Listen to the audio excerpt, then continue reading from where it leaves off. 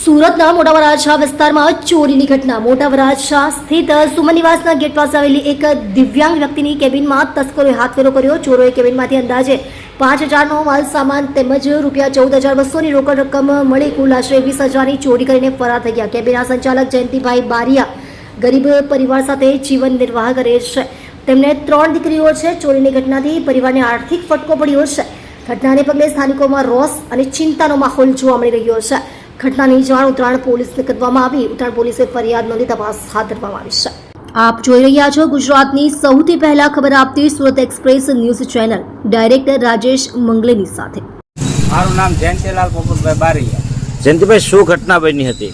ઘટના એ બની છે કે સવારે હું ગલ્લો ખોલું બરાબર 6 વાગે, એટલે પહેલાં મારા ઘરના આવ્યા તો ભાઈ આવીને જોયું હતા કે ગલ્લો તૂટેલો છે બરાબર.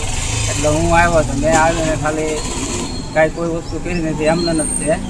મેં જોયું બધી વસ્તુ, આમ નજર મારી એટલે જે સામાન હતો એ બધો લઈ ગયા ને પૈસા હતા એ પૈસા ગલ્લામાંથી લઈ ગયા.